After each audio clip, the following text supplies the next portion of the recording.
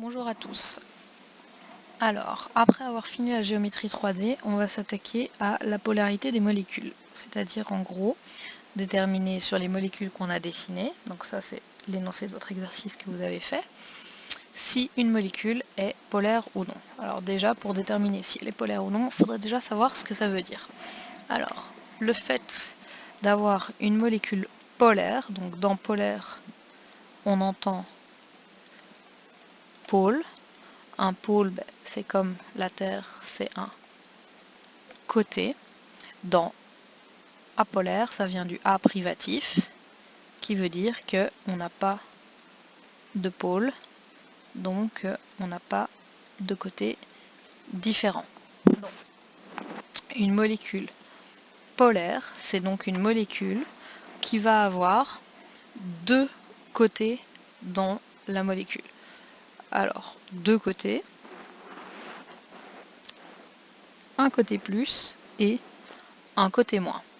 Alors vous allez me dire, bon, ok, comment est-ce qu'on peut avoir des plus et des moins dans les molécules? Pour ça, il faut remonter jusqu'aux liaisons chimiques. Dans les liaisons chimiques, on a vu que parfois, on avait des molécules qui devenaient, des atomes qui devenaient chargés, soit entièrement avec les plus et les moins, soit partiellement avec les delta plus ou les delta moins. Eh bien, ces charges, delta plus ou moins, vont pouvoir éventuellement créer dans une molécule des pôles. Donc, c'est-à-dire un côté plus et un côté moins. On dit alors que la molécule forme ce qu'on appelle un dipôle. Alors, dans dipôle, vous entendez deux pôles, un pôle positif et un pôle négatif. Exemple, si je prends la molécule de HCl, je sais que la molécule de HCl, donc elle a 3 doublets ici. Donc si je fais sa différence d'électronégativité, c'est une covalente polarisée. Le H est donc chargé delta+, le Cl est chargé delta-. Et donc si vous regardez globalement cette molécule, j'ai effectivement un côté de la molécule qui est chargé plus avec le delta+, et un côté de la molécule qui est delta-. Et donc qui est chargé moins. Donc une molécule est polaire si elle possède des charges partielles, mais il va y avoir un souci. C'est-à-dire que si elle possède des charges partielles, c'est une condition, mais qu'il faut en plus que ces charges partielles soient placées d'une certaine façon. Je m'explique. Si vous prenez la molécule BeI2, alors je vais la dessiner ici à côté, comme ça elle est en parallèle de ce qu'on a déjà dessiné. BeI2, ça donne, elle est à la page d'après, mais comme ça vous les voyez en parallèle tous les deux, ça donne que lui est de delta+, que lui est delta-, et que lui est delta-. Donc vous allez me dire, j'ai aussi deux côtés. J'ai un côté moins, j'ai un côté plus, puis j'ai un autre côté moins. Eh bien non, mais du coup ça marche pas. Pour être une molécule polaire, il faut avoir que deux côtés. Donc ça veut dire que pour pouvoir savoir si une molécule est polaire, vous allez devoir rassembler toutes les charges positives en un point et toutes les charges négatives en un autre point et regarder si, à partir du moment où vous avez fait ça, eh bien vous avez bien un côté plus ou un côté moins. Alors comment est-ce qu'on fait ça? Pour pouvoir, en gros, vous allez devoir faire des résultantes. Pour pouvoir faire la résultante entre deux charges, vous allez devoir faire passer une ligne entre ces deux charges.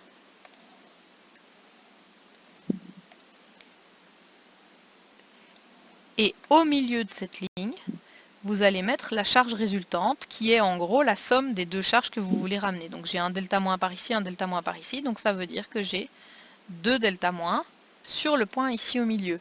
Et maintenant, si vous réfléchissez et que vous analysez la situation, j'ai une charge plus ici et une charge moins ici qui se retrouvent donc au même endroit. Donc je n'ai plus de dipôle, j'ai plus un côté plus et un côté moins. J'ai une molécule qui est donc apolaire, qui n'a pas de pôle, parce que les deux centres des charges positives et négatives sont confondus l'un avec l'autre. Donc, une molécule est polaire si et seulement si elle possède des charges partielles, ok, mais si, quand vous tenez compte de la forme de la molécule, eh bien le centre plus et le centre moins ne sont pas superposés. Si ils sont superposés, alors la molécule est apolaire. Donc je vous montre le dessin qui est fait entre guillemets correctement ici. Donc j'ai bien deux charges moins, donc j'ai un côté plus et deux côtés moins. Donc si je fais la résultante des deux moins, je vais tomber ici, donc les deux charges sont au même endroit. Ça veut donc dire que ma molécule va être apolaire. Donc une molécule est polaire si le centre plus et le centre moins sont tous les deux présents à un endroit différent, c'est-à-dire si la molécule présente ce qu'on appelle un dipôle, elle a deux pôles, alors elle est polaire. Si elle n'a pas de dipôle, donc si le centre des charges plus et moins sont confondus, la molécule est dite apolaire. Donc ça veut dire que je vais devoir analyser 1. Le type de liaison et 2. La géométrie de la molécule. Vous ne pouvez pas dire si une molécule est polaire juste sur base de sa forme ou juste sur base de ses types de liaison. Vous devez fusionner les deux. Ça veut dire que aussi, attention à une chose, vous allez devoir faire attention à comment vous avez dessiné vos molécules. Je m'explique. Je vous ai dit, donc dans les vidéos précédentes, que quand vous dessiniez la molécule, moi, ça m'était égal comment vous la dessinez. Exemple, on va prendre H2O, on va dessiner H2O, on va dire 2 delta moins et delta plus, parce que c'est ça, enfin, vous le faites et vous allez arriver à cette structure-là. Et puis, vous allez me dire, ok, donc la molécule, là, eh ben, si je réfléchis et que je fais passer les deux charges moins par le centre de l'oxygène, j'obtiens une molécule qui est apolaire. Ce serait correct si cette molécule était linéaire. Mais, en réalité, la molécule d'H2O, elle n'est pas linéaire, elle est coudée. Donc ça veut dire que j'aurais dû dessiner H2O comme ça. Et si je la dessine comme ça et que maintenant vous faites le centre des charges positives, non, je vais le faire en jaune, c'est mieux. Le centre des charges positives est situé à cet endroit-ci. Donc ici, j'ai mon 2 delta plus et j'ai bien une molécule qui a un centre moins ici et un centre positif là, donc qui est polaire. Ce qui tombe bien parce que la molécule d'eau, c'est une molécule polaire par excellence. Vous allez voir ça par après. D'accord ? Donc ça veut dire que vous pouvez très bien dessiner votre molécule de façon linéaire ici, mais vous devez faire attention, quand vous allez me dire si la molécule est polaire ou non, vous devez bien tenir compte à sa réelle forme 3D qui est coudée. Moi, à l'interro, si vous m'avez dessiné H2O comme ça et puis que vous m'avez mis qu'elle était coudée, ben vous avez les points de la molécule. D'accord ? Parce que vous avez vu qu'elle était coudée. Je ne vais pas m'amuser à vous faire spécialement les recopier ou les écrire tout à fait toutes selon leur forme. Mais par contre, ça devient important dans la polarité. Alors vous allez voir que du coup, en gros, vous pouvez prévoir si une molécule va être polaire ou non, en fonction de sa forme. C'est-à-dire que ici, si la molécule est linéaire, donc attention, parce que la première condition pour être polaire, c'est d'avoir des liaisons avec des charges. Donc en fait, vous allez apprendre que les molécules avec des liaisons ioniques, elles sont toujours toutes polaires, qu'importe la forme. Donc polaire. On va voir après pourquoi. Les molécules covalentes pures, elles sont non chargées, donc elles sont toutes d'office apolaires. Donc il reste à se poser la question pour les covalentes polarisées. Ça dépend de la forme 3D. Donc, en fonction de ce à quoi vous avez affaire, vous allez pouvoir les prévoir. Une molécule avec covalente polarisée linéaire composée que de deux atomes, elle sera toujours polaire. C'est l'exemple du HF, je vais avoir un côté plus, un côté moins, ils ne pourront jamais se confondre, donc elle sera toujours polaire. Une molécule linéaire avec des covalentes polarisées, elle sera toujours apolaire, parce que le centre des deux charges extérieures va tomber ici.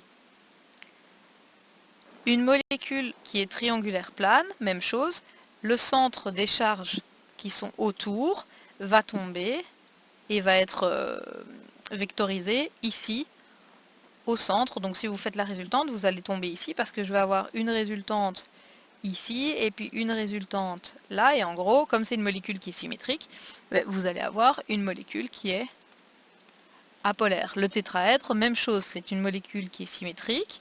Donc je vais avoir une molécule qui est apolaire. Ensuite, ici, j'aurai une molécule qui sera toujours polaire parce que j'ai un doublet et que donc les trois charges positives, leur résultante va se retrouver ici un petit peu plus en dessous de la boule blanche. Les molécules angulaires, même chose, la résultante va se retrouver quelque part ici en dessous de la boule blanche, donc elle sera d'office polaire. Et une molécule linéaire comme ça va d'office de nouveau être polaire parce que j'aurai un côté plus, un côté moins. Attention, ce que j'ai mis ici, c'est toujours si on a affaire à des covalentes polarisées. Si on a des covalentes pures, la question ne se pose pas. Si on a des ioniques, la question ne se pose pas non plus. Donc vous devez vraiment vous poser la question que quand on a des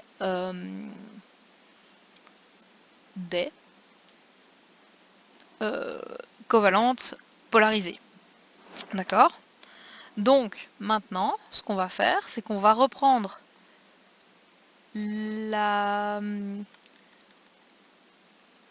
vous allez reprendre vos exercices, donc je n'arrive pas à trouver juste là. Voilà, donc on va reprendre ces exercices-ci, et sur chacune des molécules, on va venir rajouter si la molécule est polaire ou pas. Donc, vous mettez la vidéo en pause, et puis vous faites ça. Donc toutes les molécules qu'on a vues, est-ce qu'elle est polaire, est-ce qu'elle n'est pas polaire? Et puis vous la rallumez pour pouvoir dire si ça l'était ou pas. Donc, F2, c'est une covalente pure, donc c'est une molécule qui est d'office apolaire, j'ai pas besoin de me poser la question. N2, même chose, c'est une covalente pure, donc la molécule est apolaire. Alors, CCl4, c'est une molécule covalente polarisée, mais, donc il y a des charges, mais c'est un tétraèdre. Un tétraèdre, c'est symétrique, donc le centre des charges moins, enfin des charges moins à l'extérieur, va être résulté sur le carbone au centre. Donc c'est une molécule qui sera apolaire. Molécule HF qui est ionique, donc de toute façon, ionique, c'est d'office polaire. Le NH3, alors dans NH3, j'ai une pyramide à base triangulaire. Le centre donc des charges positives va se retrouver ici au centre d'un triangle qui est en dessous du N. Donc ça va me donner une molécule qui va être polaire. À mon avis, je vais un peu vite du coup. Donc ici, si je redessine, je vais le redessiner sans toutes les lumières, les couleurs parce que c'est pas super clair. Donc j'ai un N qui est lié avec 3 H. Chaque H était chargé delta plus et le N était chargé delta moins. Donc si on fait la résultante de toutes les charges positives, on va se retrouver ici en dessous d'un triangle avec le N, en dessous du N. Ça, c'est le centre des charges positives et le centre des charges négatives, il est sur le N, donc ils sont bien pas au même endroit, donc j'ai bien une molécule qui est polaire. CH4, c'était des covalentes polarisées. Non, pardon, c'était des covalentes pures, donc c'est de toute façon apolaire. Alors, Cl2O, c'est une molécule qui est coudée, donc le centre des charges plus, si je fais, là j'ai la molécule ici qui est moins, l'oxygène est moins, et le centre des charges plus est quelque part ici, donc il est bien séparé. J'ai une molécule qui est polaire. pH3, c'est une molécule covalente pure, donc elle est apolaire. BCl3, eh bien j'ai le B au centre d'un triangle plane, donc les charges ici sont résultées ici où était la charge delta plus, donc j'ai une molécule qui est apolaire. Alors H2CO3, là ça devient plus compliqué.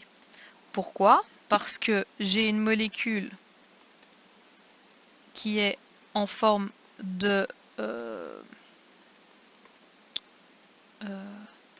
triangle, d'accord? Donc ça c'est des triangles avec des delta plus et 4 delta plus, 2 delta moins, 2 delta moins et 2 delta moins. Donc si vous regardez, la molécule, à partir du moment où elle n'est pas entièrement symétrique dans tous les sens, il va d'office, qu'importe la façon dont vous la dessinez, il va d'office y avoir une séparation entre le centre des charges plus et le centre des charges moins. Le centre des charges moins va se retrouver ici sur le carbone, parce que j'ai des moins, des moins, des moins, donc si je fais la résultante, je me retrouve ici. Et le centre des charges plus, ça va être une résultante entre le C et les hydrogènes, qui sera donc quelque part ici, mais donc la molécule sera d'office polaire, parce que les deux centres ne vont pas pouvoir être superposés, étant donné que la molécule n'a pas la même forme, donc n'a pas plein de plans de symétrie. Donc si vous voulez savoir si une molécule est symétrique, polaire ou pas, vous regardez si elle est symétrique. Si elle est symétrique dans tous les sens, d'office elle sera polaire. Si elle n'est pas symétrique dans tous les sens, elle sera d'office apolaire. Même chose ici. Donc vous regardez vite fait la molécule, elle n'est pas symétrique dans tous les sens. Elle est symétrique comme ça, elle n'est pas symétrique comme ça, elle n'est pas symétrique comme ça, elle n'est pas symétrique comme ça. Donc si j'analyse le truc et que vous voulez le détail, chaque oxygène était 2 delta moins. Le I était delta plus cette fois et le H était delta plus. Donc le centre des charges positives va être ici. Je vais avoir le centre des charges plus. Et le centre des charges négatives va être au centre ici sur le I. Donc j'ai un centre moins ici, un centre plus là. Donc ma molécule est forcément... elle n'est pas apolaire, elle est polaire.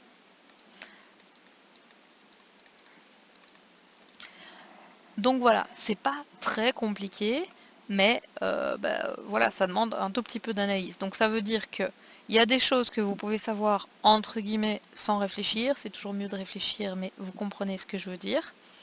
Donc quoi?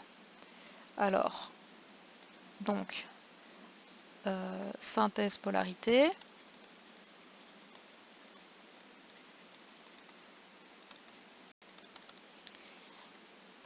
Alors, les molécules qui ont des covalentes pures sont d'office apolaires.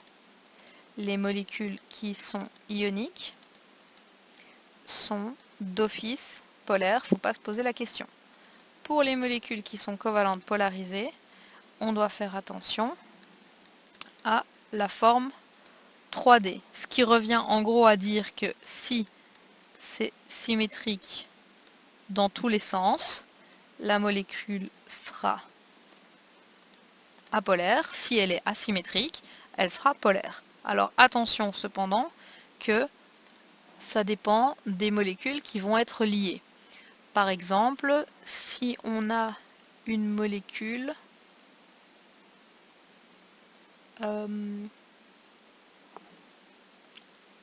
qui serait... oui, donc si on a du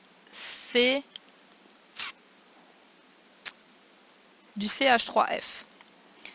CH3F, j'ai un C, un H, un H, un H et un F.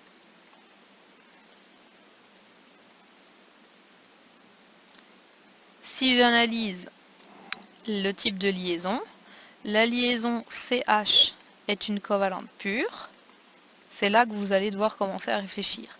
La liaison CF est une covalente polarisée ou ionique. Alors attendez, parce que j'ai pas mon tableau avec moi, donc ça doit être quoi? 4 moins 2.2. Alors, électro...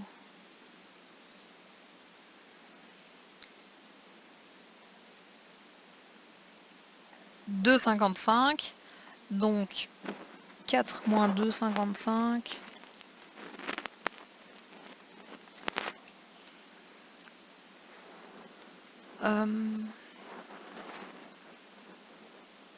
Ça fait 1,45. Ouais, donc c'est bien une covalente polarisée.